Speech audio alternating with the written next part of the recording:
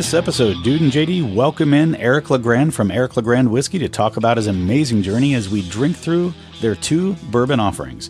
Tune in to hear this amazing story on this episode of The Bourbon Hunters. Have you thought about supporting our podcast? Head on over to our website at www.bourbonhunters.com where you can by picking up one of our Kinsey drams or ordering a fancy bourbon t-shirt. Thank you for taking time out of your day to join us on our hunt for great bourbon. Reward yourself and sit back, grab a pour, kick up your feet, and enjoy.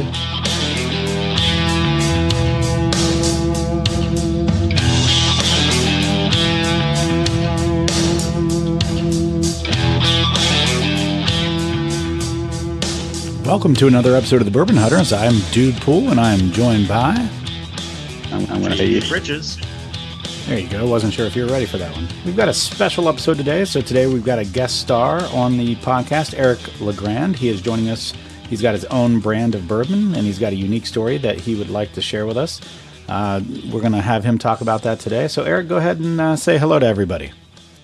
Hey, what's going on, everybody? My name is Eric LeGrand. I'm a former Rutgers football player who had a paralyzing injury back in 2010 and made a promise to myself that I would not let this wheelchair hold me back from anything in life when I was 20 years old. And God willing, I had a lot of life to live. And seeing where life takes me, 14 years now after my injury, and it's brought me to the world of bourbon. So it's been quite the journey. Yeah, and it sounds like you've got quite a few businesses. It sounds like you got involved with and started a few things. We'll try to touch on those as much as we can during this time. But I think you introduced yourself. You talked about your paralyzing injury that you had back in 2010. And that was a game that was, in MetLife Stadium? I played at MetLife Stadium. It had actually just opened up the year before, I believe. And obviously now it's like 15 years old. But we were playing at MetLife Stadium versus the Army Black Knights. I was running down the field in the fourth quarter of a game on a kickoff and lowered my head the wrong way, thinking my head wasn't going to be in a tackle at all. Unfortunately, when my teammate got down a little bit before I did, he tripped up the player from the Army Black Knights, Malcolm Brown, and his body twirled in the air, and the crown of my head went into the back of his shoulder blade, and he fractured his collarbone, and I fractured my C3, C4 vertebrae, and was immediately paralyzed right there on the field. Now, did you know that when you landed that something bad had happened immediately? When my body went stiff and I couldn't breathe, I thought I knocked the wind out of myself, but I thought I had a full body stinger. Playing football, obviously you go through some injuries playing that, it's a violent game. So I've had a stinger in my shoulder before where it went numb, and then eventually it came back over time. But I thought that was the same thing. I'm like, this is just a full body stinger, and I knocked the wind out of myself. But obviously things were a lot worse, and I remember the last thing I felt was my heels hitting the ground after my body went stiff. Yeah, scariest day of my life, that's for sure. So let's talk about that a little bit. I don't like to get too far into an episode without drinking some bourbon, but I want to properly set this up. So one of the things that I love about your story is, the not giving up factor and I feel like, do I understand right that you're starting to get some feeling back in some of your extremities? Is that the case? Yeah, so in the beginning, the prognosis was very grim and told me I would be on a ventilator for the rest of my life, a feeding tube, and you wouldn't be able to have full range of motion in my neck and feeling throughout my body. But I have regained some sensation. It's not fully like yourself, like an able-bodied person, but I can feel if somebody's leaning on my hand. Can't tell you if it's hot or cold or sharp or dull, but I can feel the sensation of somebody being there. I actually have a quite good feeling in my back, though. I can tell you the levels that you're touching in my back, which has been great. And obviously being able to come off the ventilator and the feeding tube and all of that within the first few months of my injury was just a miraculous feat in itself. So I was very happy about that. And it's been quite the journey. I tell people nowadays, like, what are you doing with therapy? I'm like, how you go to the gym to keep yourself in shape? Oh, that's what I do. I work out at my house with my therapist who comes over, and I just keep my body ready for hopefully one day when we find that miraculous cure for paralysis through medical research. Yeah, I mean, that's what I love about your spirit. I mean, that positivity. I'm obviously not facing anything quite like that, but, I've always been one of those people that likes to keep a positive spirit about myself, always joking around with people, always looking at the silver lining and, just being filled with positivity. And I think that's one of the things that, drew me to your story. And, having something like that happen to you and being able to maintain that positivity, I think takes a special type of person. And, the being able to maintain that through difficult times and actually, having, what you thought were your dreams taken away from you in an instant as you're, possibly laying there on the field. And, it just sounds to me like you're doing the best to make the most of it, and you're just keeping that positive attitude. And you can feel that when you're, just having a conversation with you and looking at you on camera. So congrats to that. For sure. Yeah. People ask me, like, what were you before your injury? Like, what were you like? And I was like, I was that happy-go-lucky, life of the party type of person. And I did not want this injury to change that. I wanted to still be myself, especially when this happens to you at 20 years old. You're still kind of figuring out what life is at that moment. Right. And when this happens to you, you have to kind of figure it out pretty fast, and what's life going to look like from there. And I just want to be happy. I don't want to wake up miserable, upset, and complaining about this. I never was like that, so I wanted to stay that way. And I just was very blessed. I got some great people around me that kept me going, and new people I've met along my journey that, motivate me every day. So that's what's kept me into this great head ground and being able to stay so positive, and also seeing other people in similar situations as myself who unfortunately may not have that same support. I always tell people with the spinal cord injury, not everything is all roses. Most of the time it's the good, the bad, and the ugly, and most of the times it's the ugly side of it. But I'm grateful to be where I am today, and I don't take a day for granted. I had a defensive line coach always tell me every day above ground is a good day, and that's how I live. Yeah, I like that. That's really good. In the field of adversity, have you ever found yourself like looking back and wondering, would I still have the blessings that I've had in my life today had the injury not happened? Yeah, do you ever find yourself kind of, I do reflect a lot on it. Like, what would life be like? My goal was always to make it to the NFL. I was in the middle of my junior year, having a pretty good season. I had a really good sophomore season. Had one more year left to make it to that goal to the NFL. What would life be like? What state would I be living in? Would I have my own family? When I've not made it to the NFL and then been looking for a job, like what would life look like? But I always kind of figure like, I think the way I am now, like I would have figured it out. Whatever I was doing, I would have figured it out and made the best of it. But as I said, people ask me all the time, like, would you go back to that moment and change it? I say it'll be hard to change what happened to me in that moment because of the people I've gotten to meet, the places I've gotten to go, and the things I've gotten to do over these past 14 years. I can't take back these memories. It's special. Yeah, that's kind of hard to think about. Once you've made those memories, knowing that, making a different choice or thinking about something else happening in life might just erase all of those, those memories and all the mistakes that you make throughout life. They've led you to where you are today, all the things that you've experienced today, all the memories you've made today. So to think about redoing things and knowing that all of those things might just disappear, in an instant, I have that conversation with people a lot. And I don't think, a lot of people think about it in a way of, okay, yeah, but everything you've just done for the last 10 years may not have happened. So, yeah, that's a great outlook. But let's shift gears a little bit. I want to talk about the bourbon. I want to get some of this bourbon inside of me. So I want you to talk about it, introduce it a little bit. I know you had a coffee company going already that you had started. But let us know, like, what led you to the decision of getting started in the bourbon industry? Yeah, so we launched a coffee shop, and the idea came in 2020. We launched in 2021 with our online store and our brick and mortar in 2022. The bourbon idea didn't actually come that far after coffee. The idea of it was probably around 2021 when I reached out to my friend and now business partner, Brian Axelrod, who's been in this business for years. That's all he knows is the spirits business and working with the likes of Jay-Z and Conor McGregor. And then obviously the big brands before that, working his way up through the sales teams and becoming a rep and all that stuff. So when I reached out to him, I was just like, hey, Brian, I kind of want to get into this spirits business. Obviously, you see the giant acquisitions and whatnot, but I wanted to go with a purpose and a reason, because everything I do is for a reason and a purpose. And so many times I've been out and about around the country and around the world, and people get so shocked when they see a guy in a wheelchair drinking. And I'm just like, I've had some crazy nights, especially in my 20s. Let's just say that, in Miami and Vegas and all over the place. And people sometimes are just so shocked about it that I kind of wanted to end that stigma that someone with a disability can enjoy a cocktail or a drink, whenever they would like.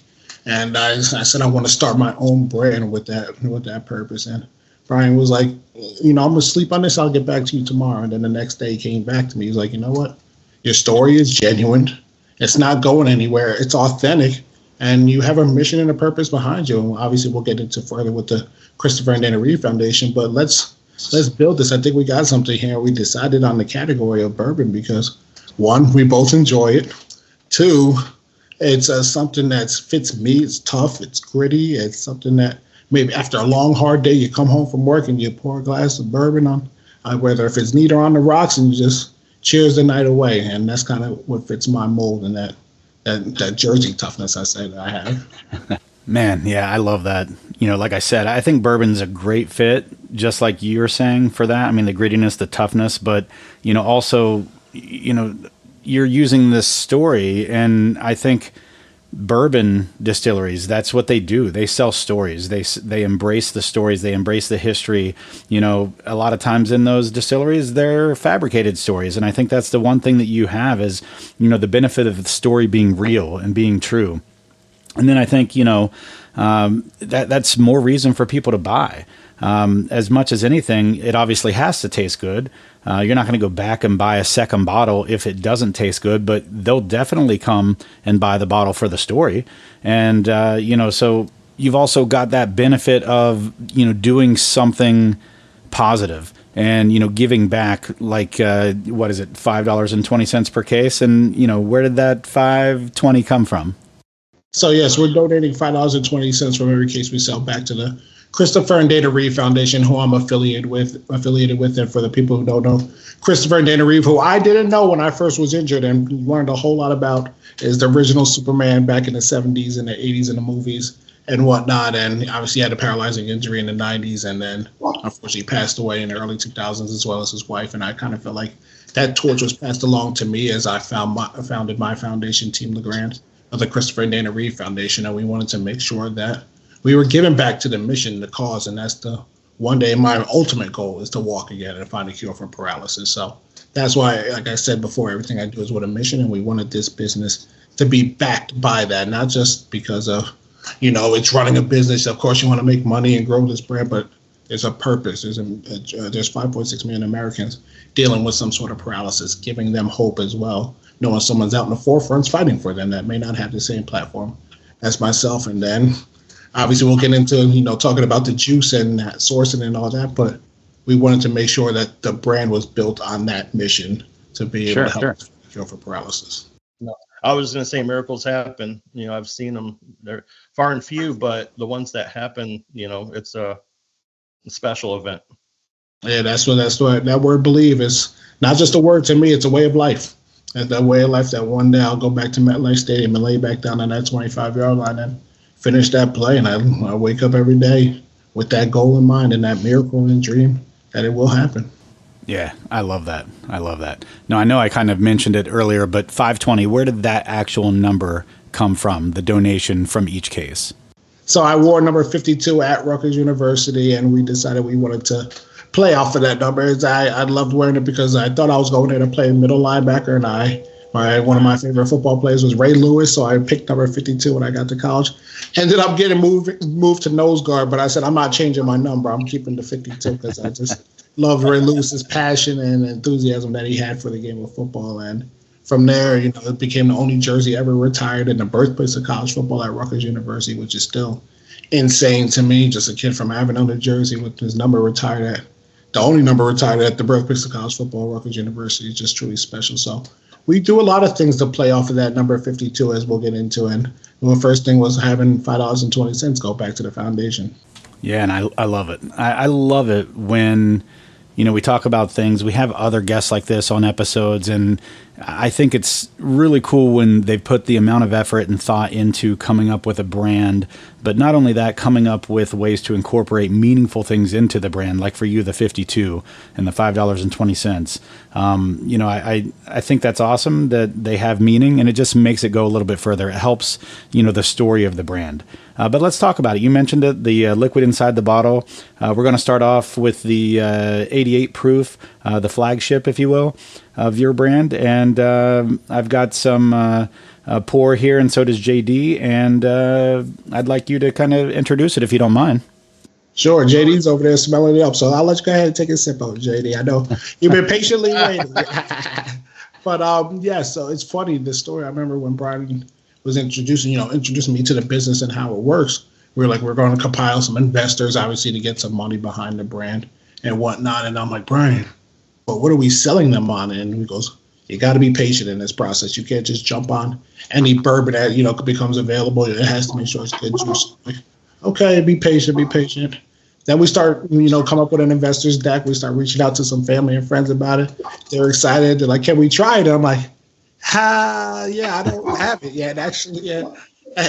Brian, I get Brian on the phone. I'm like, Brian, I need you to, you got to do this for me. You got to convince them on how, the dream, selling the dream without any bourbon. Yeah. And then obviously Brian will come in and share his expertise on how it works and source it. And, obviously looking at different places through MGP and whatnot. And then we said, it's time to finally get some juice in the bottle. And Brian had a connection to Brindiamo Group based out of Tennessee, who had a connection to Bardstown. And originally, I believe when we reached out to Bardstown, they didn't have any available, but then some barrels came available, and we were able to broker a deal through Brindiamo to Bardstown, and we were able to purchase, I believe our first one was 152 barrels that we were able to purchase, and it was at the time it was 2.5 years old, and we're like, perfect, we'll have it, being able to age, but we want to make sure that it tastes good, so they sent us a sample of it. And let's just say I was new to the category. Like people ask me, how did I get into the category? And the embarrassing story, but funny. Like in my younger 20s, I used to rip shots of Jack and whatnot. And that was just me in my younger 20s. And then I got into my 30s, I got onto the higher stuff with the Blantons and, some makers. And I'm like, it's actually pretty good. So then I was like, all right, Brian, let's try this out. He goes, all right, we got it at 115 proof. And I'm like, this is about to burn my face. I'm like, I was ready for all the smoke. And then I took a sip of it, and I was like, not so bad. So I'm like, can I get some more? They're not too big, the samples that you get. And I'm like, we had a few people around, and I'm like, yeah, go ahead, take some more. And I took another sip. I'm like, hey, Brian, I think we got something here. And then the rest of the room tried it out as well. And we were like, holy shit, like this is really good. And then Brian's like, yeah, it's just going to age and get better and better over time. So we said, okay, how do we want to introduce it? And we said, we knew my following that we are new to the category. So we wanted to come up with an 88 proof version. So it was more for introductory level to people that may not be bourbon drinkers, but they wanted to support the brand in the beginning. It was something that we can use for cocktails, be able to work with restaurant groups and things like that. So we started off with our 2.5 year 88 proof bourbon, and we were like, you know what? We got something here, 70% corn and then 21% rye, 9% barley. And we really enjoyed it. It was a perfect way to introduce the brand to the world with our first SKU. Yeah, I think that's a really good way to describe it. I think, when you're at 80 proof, you're going to be, for the more seasoned drinkers, they might think that's a little watered down, if you will. But, a lot of those seasoned drinkers, the ones that like the higher proof on certain occasions, will oftentimes when they're sitting down for an evening, sit down to a 90 proofer. So 88's right in that ballpark. I think that's, right in that realm of like Buffalo Trace and Woodford Reserve and Makers and different things like that. So I think you're right in the correct ballpark, or in the right atmosphere or stratosphere or whatever you want to call it, at the proof point. So I think that's great. Also, you mentioned the mash bill, 70% corn, 21% rye, and then 9% barley. I think that's a good mix. I think it's a great mash bill. You still get a little bit of that spice from the rye, but that 9% being the barley, that gives you the ability to kind of soften up the whiskey a little bit. Gives you a little bit more balance, and it's if you want to call it smooth or balance or whatever you want to call it. But I think one of the other things you're going to get from there is, and I notice it at the end, is a little bit of a chocolate finish with a little bit of, maybe some black cherry on that finish. But you mentioned it, 2.5 years. A lot of times with 2.5 years, I don't get a taste like this. I get a high corn flavor. So this is aging really well. And I think that all of those things that we talked about, the mash bill, the proof, and the age all come together really well for this. So that one, yes, the one that you just said is the 2.5 one. It's young, but it drinks more so of a 4-year. I've gotten people telling me that, which we thought was pretty good, that a 2.5-year-old bourbon can drink like a 4 because of just that taste and the respect that like you said, it has that bite and that spice to it, but it also has the smoothness to it where you're like, wow, I can drink multiple of these. Like, I'm not going to drink one and be completely done. And that's exactly what we wanted to go for people to be able to have multiple drinks of it, be able to be versatile mixed with the cocktail, and just introduce it to more, try to bring more people into the bourbon world and not scare them away with, the high proof stuff that us, bourbon lovers now love. Yeah. And that's exactly what we try to do. And as we started to age it now, I'll tell you what, it's getting good, man. It's getting good. So we'll probably, you guys are the first year, we'll probably be out of the 2.5 year, probably midway through this year. And then we got some more stuff cooking. Yeah, that's good. I know the one thing that I said, and I mentioned that a minute ago, was that younger bourbon for me a lot of times tastes like corn. And a lot of times it's like a buttery popcorn kind of flavor. And, just because the corn hasn't had enough time to really interact with the wood. But with this, I'm not getting that. I'm getting some hints of corn, which is good, but it's not overly corny. It's there, but I'm getting a little bit of the age already, which is interesting in a 2.5 year. It surprises me from, that youth that I'm still getting a little bit of, age to it. And that's good. I think it tastes more mature than its age. And I think that, like I said, that's a good thing. And, as it ages more, I think you're going to be pleasantly surprised because as I'm tasting this, I'm not getting any impurities. And, at an 88 proof, a young whiskey like this, if there's impurities, you would taste it. And I think that those impurities, they don't go away when it gets older. So I think you're in a good spot here. It tastes clean, if that makes sense.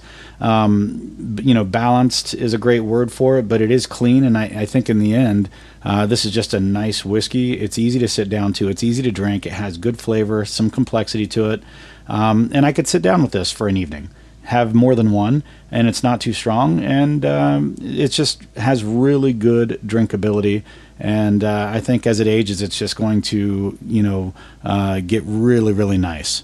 Yeah, we wanted to also make sure we had respect for the bourbon lovers out there. Like, we weren't going to just come up with something make it, lower proof because we wanted to just carry. No, we wanted to also grab the respect and the attention of the bourbon world, the people that have really taking this hobby up as a category, taking this business up and say, you know what, that's a respectable bourbon, and I can't wait to see, what they have coming out as the brand grows. Yeah, and it's kind of funny. One of my biggest anxieties when I have guests on the show and we're drinking their bourbon is that I'm not actually going to like it, and that puts you in a tough spot because sometimes it's just that it's not for us. It's not necessarily that it's not good. It's just that it doesn't fall into, our palate or our taste profile. But this is not one of those. I really enjoy this. I think this is actually good. And as I mentioned before, I'm not getting any impurities. And so I think what's really nice for this is as this ages, and, I kind of brought this up already, but I think this is going to be really good as it gets a little bit older, and it sounds like that's happening. You mentioned that before. You've got some older stuff that's getting ready to transition from 2.5 years to something older here later this year. So, that's good. And then, we've got this single barrel here that we're going to taste. We'll talk about here in a few seconds, too. Yeah, we appreciate that. And being able to have the partners that we have. Obviously, Bardstown has acquired Green River Distilleries out in Owensboro, and they were able to, that's where it's coming from, out of Green River Distillery, and we're bottled in Bardstown. So we've been able to really work with our partners there and come up with some really good stuff that we got to introduce. I can't wait to talk about my trip out to Kentucky for the first time, because that was that was an eye opener for me. I'll tell you that, and I got to learn a whole lot. But Yes, being able to have our partners that are really producing some respectable stuff. I know Bardstown is. I've learned they have a lot of respect in the bourbon world. Yeah, you're right. They definitely do. JD and I were there just a couple of weeks ago, and we were doing a barrel pick for one of the clubs that I'm a part of. And we just happened to have the pleasure of sitting down with Steve Nally, bourbon royalty, and doing a pick that he sat in on and tasted with us and gave feedback. And while we were there, it was just an amazing campus. But one of the things that I love about it is we talked about the old places, like the Buffalo Trace, and, you walk on that campus and you just feel the history as you walk on. But Bardstown Bourbon Company is newer, so it doesn't have that same history. But the one thing you get when you walk on is, you get that technology. You recognize that it's a new build. One of the things I wanted to ask you was when you were going around trying to select different distilleries to represent your brand or to source from for your brand, did that have anything to do with it? I know you have Green River, you have Bardstown Bourbon Company. They're both new builds. And, with you being in a wheelchair, does that have anything to do with your selection? The fact that they were newer builds and more likely to be ADA compliant? It's actually very funny you bring that up because when we were selling our Bardstown, Brian, first thing he said to me was they opened up in 2017. So their ADA is going to be, up to date and up to par, because obviously we know with some of the older distilleries that have been around for a long time, you may not be able to get through, but that was literally when we decided that we were going to work and partner with Bardstown, that he was like, you could get around that campus easily. And exactly what it was when I flew out there. And I love to tell this story too, because I bring this into it because people see pictures and see videos of me there and this and that. I can't fly into Louisville because of my wheelchair size from New Jersey, Newark Airport, LaGuardia, or in what's the other one around there? LaGuardia, JFK, or Philly. That does not have big enough planes for my chair to fit in the cargo hold that fly to Louisville. So I have to fly to Nashville and then make the trip up from Nashville because they have bigger planes and then drive up. So when I go out there, just go fly to Nashville, and we stayed in Louisville at the time, which kind of pissed me off that we passed right by the airport as we got we just took a 2.5, 3 hour trip, and then we passed by the airport that's 15 minutes away from the hotel we're staying at. Yeah. But that's the reality of sometimes traveling with somebody with a disability. But when we after we got there, we went out to dinner that night in Louisville. Then we went to Bardstown that day. And I will say it was like my first official work trip. I didn't know what I was getting myself into, but we were there for about 8-9 hours, and we started off early at like 10 a.m. trying some of the single barrel at that 104 proof. And who was waiting to talk about waking you up and then going through the tour and then getting to see the bourbon before it's put into I forget the term, it's called it's a dog water before it gets put into the barrel. White dog or white lightning, either one.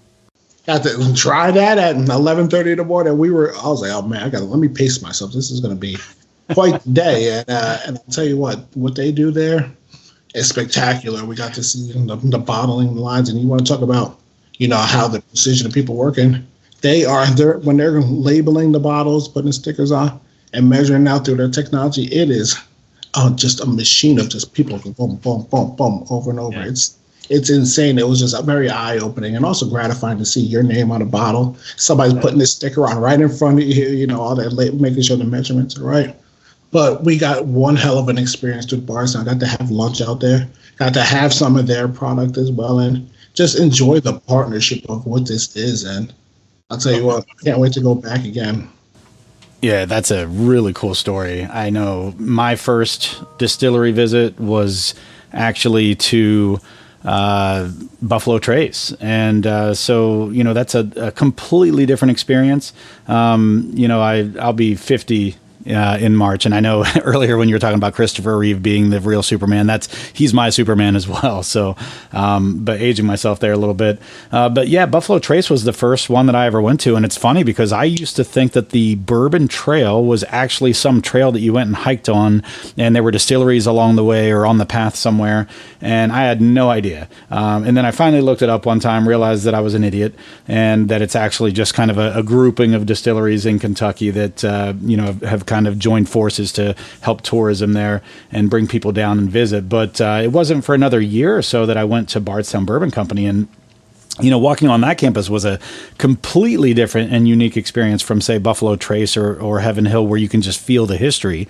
Bardstown Bourbon Company is just brand new, shiny, everything about it. You can just feel the technology. You can see the science there. I mean, all those other places, they have those things there, but they're hidden behind these, centuries old walls and things like that. So you see it when you get inside, but on the outside, it just looks so old.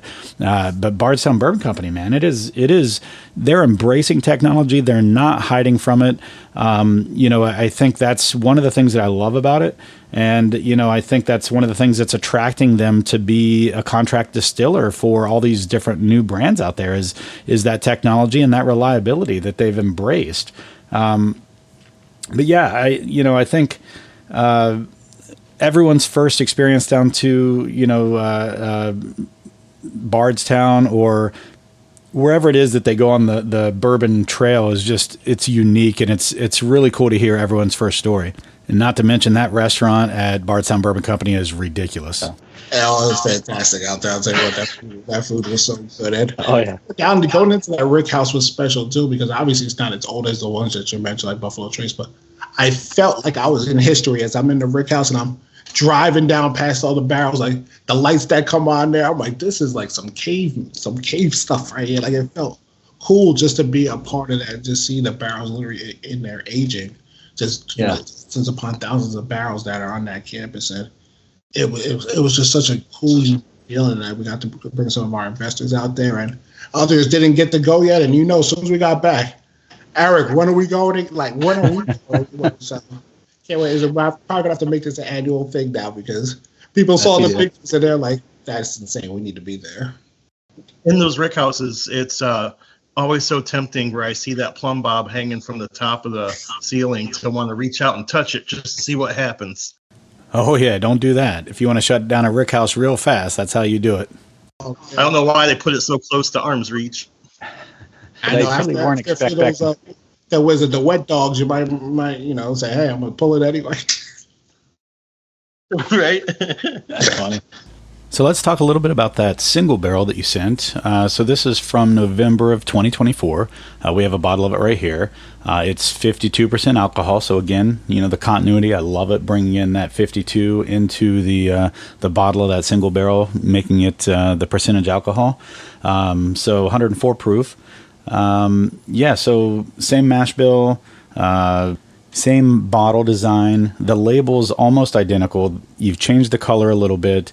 You are keeping that continuity in the line by leaving the bottle the same, changing the label enough to let you see that it is something different. It's a little bit of a bluer tint versus the black tint of your flagship bottle. So I do like that blue color. It still pops. It does really good with your brand logo. The wording and everything's a little bit different on the bottle, obviously, because it's, a single barrel and different proof. And you've still got that same diagonal kind of mini strip at the bottom. I think that's really cool. I love when brands embrace that continuity across their entire brand portfolio. So, it gives you a way to recognize it between different brands. I know they're both named Eric LeGrand, but if you were to name it something different, this is still going to be recognizable. And I think that's super important for brand recognition and continuity. I'm glad you brought up the label, because I give Brian a lot of credibility for like the behind the scenes part of the brand. The bottling and the juice, I call it the liquid. We love that stuff. That was my idea. I always say I take credit for the label, and I say I want to keep the same label, but switch up the coloring a little bit just to make it stand out that this is a different version of what we're releasing. Don't do too much and get too crazy with it. Just switch it up. And I said I want to do a blue label for this one, and looks good too. And it mocked up, and we're like, wow, that actually looks really good. But I always say I got to take my credit for the labeling part. I get a lot of credit for all the other behind the scenes stuff, but that one was my idea. And yes, as you mentioned, 52% alcohol. We said our special limited edition bottle had to be, our first one had to be off of that 52 104 proof, and we kept the same mash bill with it. So we wanted to stick the same, but we wanted to bring up that proof. And this one is aged at 4 years now compared to 2.5 years old. And I'll tell you what, you can really taste the difference in how this brand is really starting to grow, and you get that juice in there. You're like, wow. And it's so funny now doing the tastings, having two different options, seeing the reactions of people trying both options in front of you, and people that haven't been like, they're like, I don't drink bourbon, I'm afraid of it, blah blah blah. They say they like the 104 more than the 88. They say it's smoother, and we're like, hey, that's music to our ears, and make this known that we are doing a good job as they're doing this, and the people picking our barrels between Bryan and Bardstown and Green River, we're doing the right thing here. Yeah, I can really attest to that. I know what you mean. Like, so we get a lot of bourbons here that are, high end proof, because that's what everyone's chasing right now. And when you get it, that's all you can taste is that punchiness from the alcohol. And, a true, good bourbon, in my opinion, is going to, even with that high proof, still taste really good. Just from nosing this, I can tell it's got a little bit more complexity with the added proof. And I can tell by, JD over there nodding his head that it's he's agreeing with me there. But, generally when you see that higher proof, you're going to get that a little bit more oiliness. You're going to get a little more viscosity. So I'm actually pretty excited to try this, and can't wait here. Go ahead and you get into it. So cheers. JD had it, but yes, we've gotten that response where people have tried and they're like, wow, you can taste the difference, and like, wow, this one is pretty good. We've got some. It's rich. It's for like a 54 proof or 104 proof. It's rich. It's got a really velvety mouth experience when you're doing that Kentucky chew. And on the nose, I was getting like a buttered popcorn and toffee. Yeah, notes I did on too. There with some undertones of berry, maybe like berries and cream, faintly. Mm-hmm.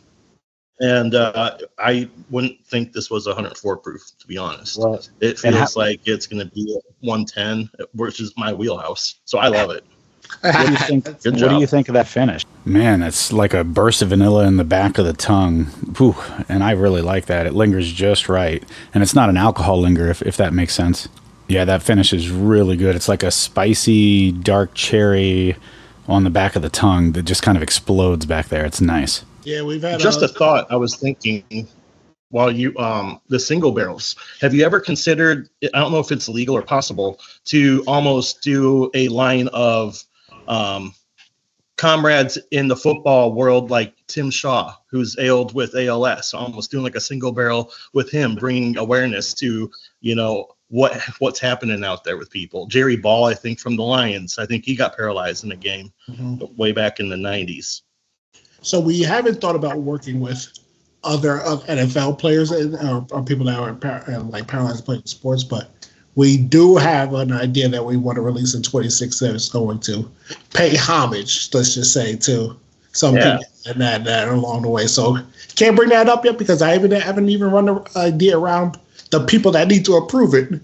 But me and Bryan have been cooking it up in our minds and brains, and we're like, that would be awesome. So I can't spill it yet because I haven't approached the people that I want to work with in order to do it. But yes, there are ideas like to be able to partner or work with somebody else and pay homage to somebody. So I haven't even brought it up to the people yet, but I hope it comes through for 2026 because that one right there is special. I had the pleasure of watching Tim Shaw play high school football. He was 2 cities over from me. Yeah, and that brings me up to something I wanted to talk about, the name. Eric LeGrand. You could have gone with anything. You could have gone with Scarlet Knights. You could have gone with, anything really. Anything that had something to do with maybe paralysis or, the foundation or the goal or something like that. But, you chose to use your name, and I think that's the right decision. You look at these other brands. You've got Elijah Craig. You've got Elmer T. Lee. You've got E.H. Taylor. You've got all these places that have names with a history attached to them. And again, I talked earlier about trying to sell a brand with a story, and I think using your name was the right decision. We're not all going to live forever, but this gives your name an opportunity to potentially live forever if the brand keeps being made and everything like that. So I think that's great. And especially for something that has meaning like your brand does, and an attachment to a foundation, trying to raise money for such a great cause. I think that's awesome. And that being said, JD is an evil genius. Sometimes he comes up with these crazy ideas for like limited time offerings and LTOs, if you will. So I think that's actually kind of a neat idea if you were to partner up with different people with different ailments, or even maybe the same, paralysis or something like that, like you're dealing with, and give maybe a limited time offering with their name on it, but use that as like a brand extension or something like that. I think that would be kind of neat.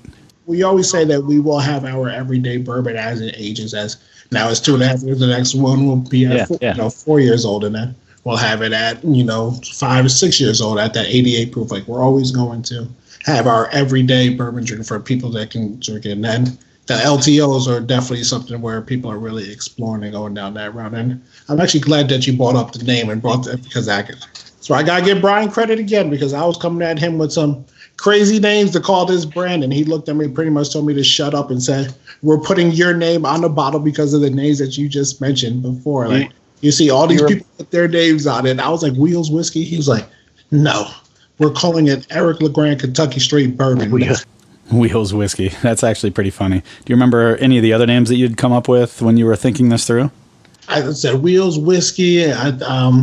What was the one? I remember, because I put it out to my group of my friends, like, what should we call this? And there's no Wheels Whiskey. There was because what's your nickname? Like, my nickname is Big E, but there was it was like a walk to Wheels Whiskey. Like, so it was all these crazy things, like trying to like invite. And Brian told me pretty much just shut up.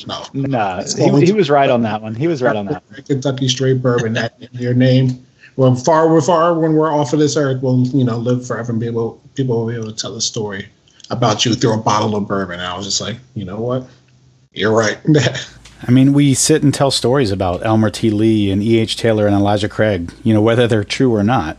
But we tell those stories about those people still today. So, that's a great decision, I think. You did the right thing. In maybe 50 years or 100 years, we'll be sitting around, hopefully, our kids or their kids, drinking some Eric LeGrand whiskey and talking about stories and how it got started and what all it's done for paralysis research. So I think that's amazing, and I think that was definitely the right decision. And man, I cannot get over how good this single barrel is. It is really, really tasty. The original barrels that we had are just aging, and obviously Brian and the crew doing the barrel pick, saying this is the one that we think would be great for your your single barrels, and we released 8 barrels of them, and we said we were going to go in that direction, and boom, we put it out there. And when we got to try it, the first time I got to try it was when I was down at Bardstown on campus. I told you, at 10:30 in the morning, and it hit me at first, but then it opened up my palate a little bit, obviously, and then I'm like, this is pretty damn good. Yeah. This is awesome. And then I did actually get to try the small batch 88 proof at 4 years old too, and I was like, this is good. So like I said, that's coming up hopefully later this year. But we were excited about that single barrel, and like we said, this will get a lot of respect. And so far, from the bourbon lovers of the world, I say the bourbon lovers, the geeks, the people that love to talk about this category, which I'm proud to be a part of now, they have given us a lot of respect on it, and I'm like, it just makes me proud that it's not about only the story, the brand. It has to be quality product and stuff that people want to come back for, and that's what we made sure we were going to do. Not just make this a gimmick thing, like, oh yeah, let's try to make a bunch of money, just put anything out. No. We want to put good stuff out there that people really enjoy and that they can share over a story and just make memories with our brands. Yeah, that's awesome. I mean, that's what bourbon is all about. We always talk about hanging out with our friends. That's the whole reason we started this podcast, so that we could just spend a day a week with our friends together. So that's awesome. And, so it's a great reason that you're doing it, not to mention that, but you also are doing it for your foundation. How is that doing so far as like raising money for the Christopher Reeve Foundation? Yeah, being a part of them now for coming up on 12 years in September. Being a part of them, we've raised over $3 million in spinal cord injury research, and we're seeing the progress that's being made. They just made a big announcement with this company called Onward, which is now doing non-invasive therapy, where they're putting literally a stim pad on the back of people's necks, and they're stimming the muscles and the tract system that goes into your spine, and people are starting to regain some function and just sensation, things like that throughout their body, which is pretty cool to see, obviously, as well, with some therapy that goes to it. But just the technology that's growing, and this gives me so much hope that one day it's going to happen. So that's why we wanted to make sure that we had them as our forefront because we want to be a part of that. We want to be a part of the reason why there's Christopher Reeve's dream, a world of empty wheelchairs. It sounds like an amazing foundation, and it sounds like it's something amazing for you to be attached to it and try to, really provide anything you can toward that. And I think your goals are amazing. I think they're great. I think, again, like I mentioned before, you have a great story that's going to sell the first bottle. It always does. Good packaging, a good story, that'll sell the first bottle. But the fact that you have good liquid inside, it does taste good. You can, as I mentioned before, not really taste any impurities in it. So as it ages, it's only going to get better. This single barrel is outstanding. And I think, that's what's going to get people to buy a second bottle, a third bottle, a 10th bottle, whatever the case may be. So I think that, if you're, doing this for the right reasons, which I already think you're doing this to help, raise, not only awareness, but money for paralysis and research. I think that's a great cause. I think people recognize when things are good causes. And I think that's going to only enhance what it is that you're doing, in addition to, increasing sales, because it is actually good bourbon on the inside of the bottle. So that's great. I think, 2025 is looking really great for you guys.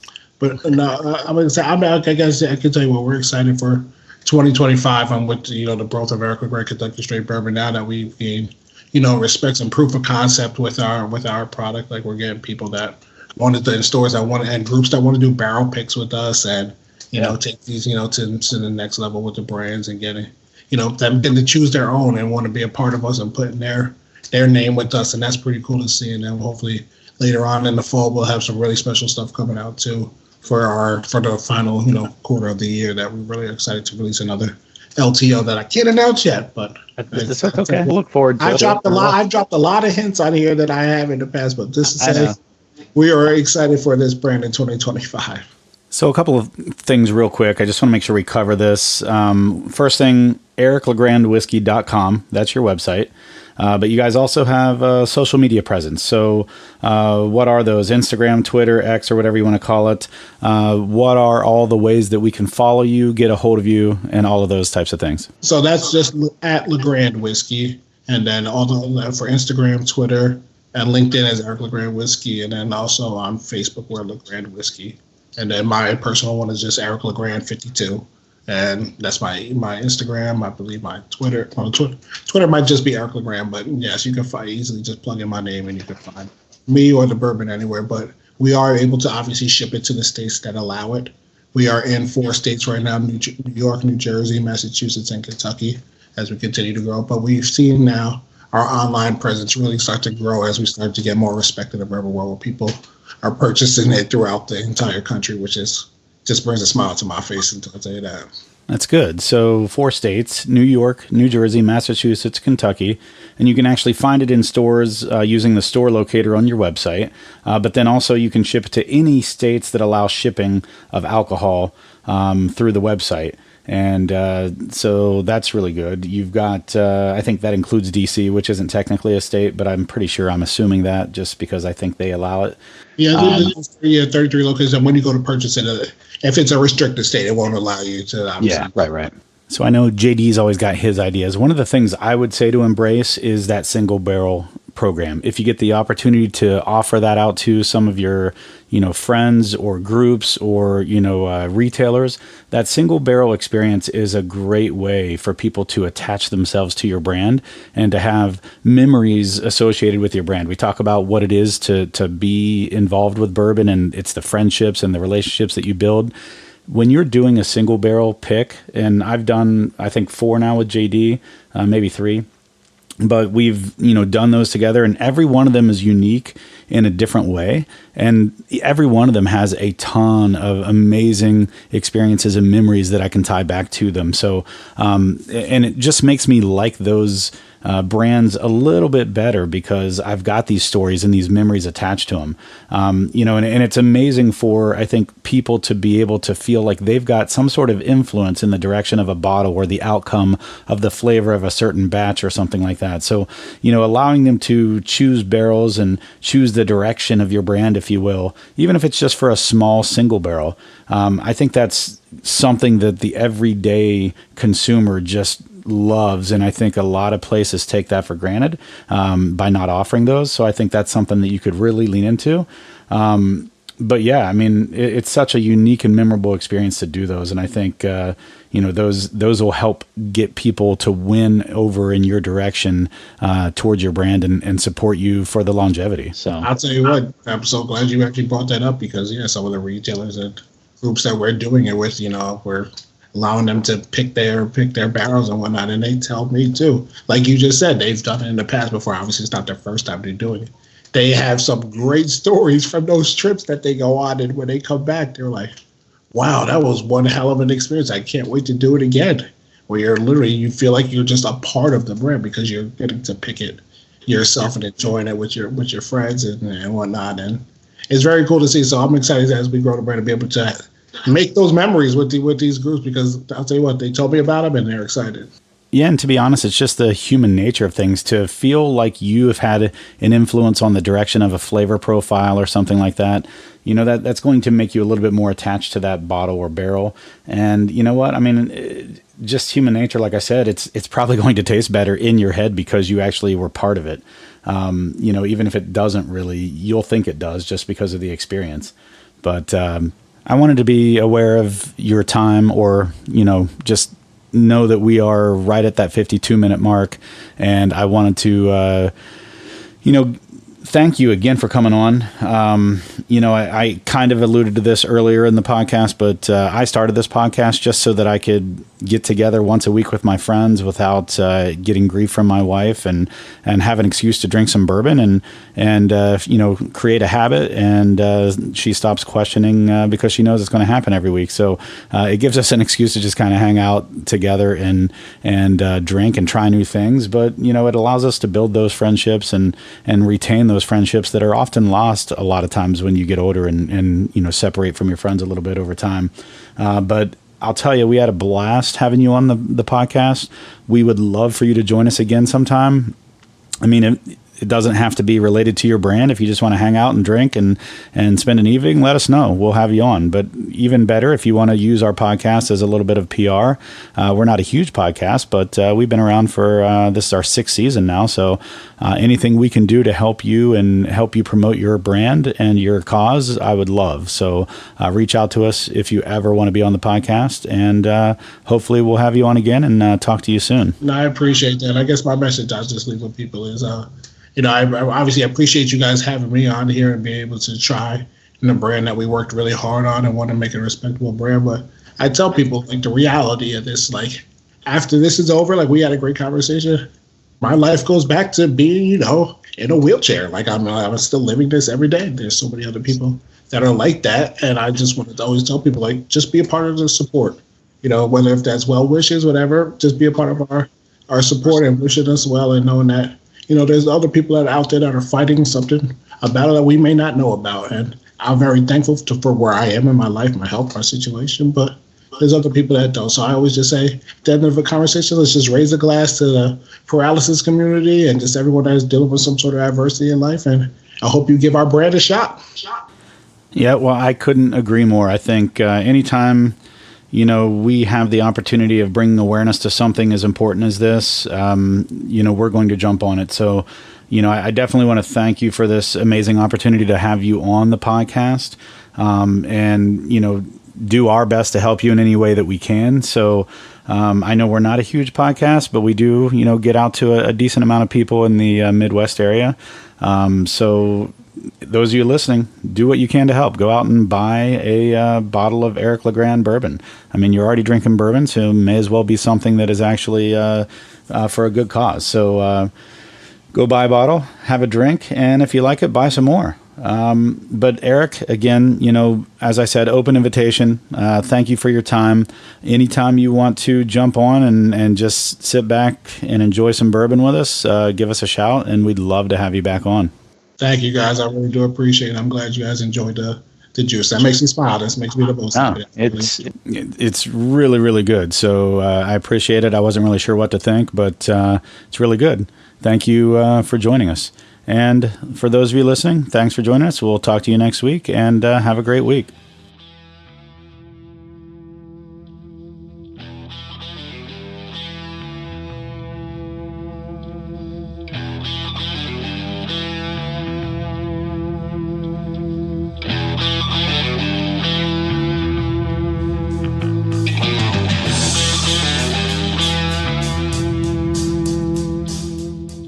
Thank you for joining us on yet another hunt for bourbon. Please give us a 5-star review anywhere you are listening, but if you don't, leave some constructive criticism in the review so that we can better improve our show. But until then, sit back, grab a pour, kick up your feet, and enjoy some bourbon. The Bourbon Hunters podcast has been craft distilled, produced, recorded, and edited by Dude Pool. For any questions, comments, or recommendations, please reach out to info@bourbonhunters.com.